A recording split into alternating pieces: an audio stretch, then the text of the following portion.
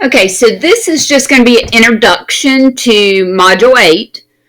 So you can just watch. You don't have to follow along in your program because I'm just going to be talking about what each map would look like and some of the different features. All right, so I showed you how to get your states and counties in, so hopefully everybody was able to do that okay. Now I'm just going to kind of do an introduction about it. Like I said, you don't have to follow with me because the first 26 slides of this presentation is nothing for you to do. You're just kind of following so you'll know where to go at to work this particular module. So we're going to be looking at thematic maps and what we can do. Like how we can make our map look different, like feature, categories, quantile charts, and so forth. So under the states, I'm going to show you really quick, under properties is symbology.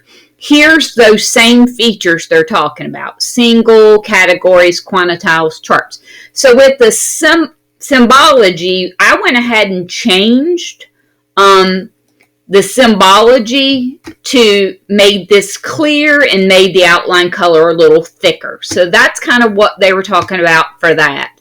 I actually went to the style reference and added a bunch of extra references in, but you don't have to do that. So mine may look different than what you have just because I went and added. I've got ISRI and Civic on, so I had some other ones. So I'm going to take it off. So that's where that comes from. So what would look good on this is just one, like if it's a county boundary, a road, those type of things would be something with symbology with one single symbol. So they're just showing you this to show you how to change the background and change the lines, things like that. So the next thing the good thing about that is you don't have to have an attribute table to work out symbology. And we did symbols also by putting cities in. So we've done this before.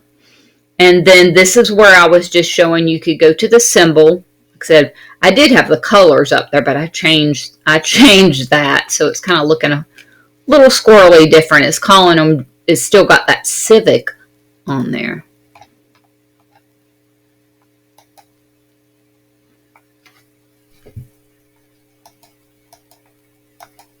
There we go. So now it kind of looks back to where it is. And you can change your outline color and you can change how thick. That's what they're talking about here.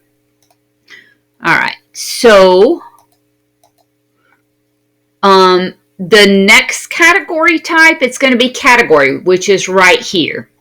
And categories, that would be, we can do something like unique value. And I'll show you what that means really quick too.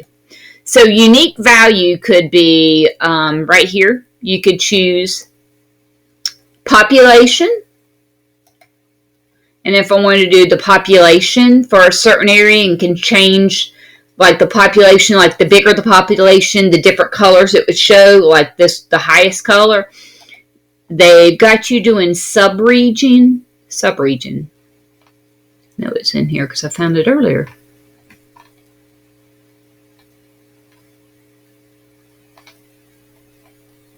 I could do area, subregion. There it is. So,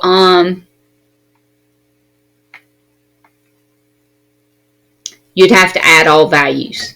So don't forget that button right there, add all values, because that can give you, so this is talking about like Pacific, mountains, so it's got the values, and we could apply that and make our map look that way.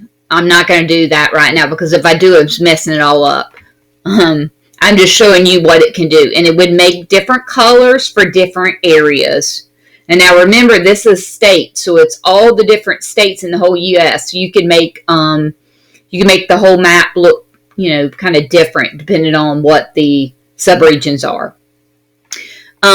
Also,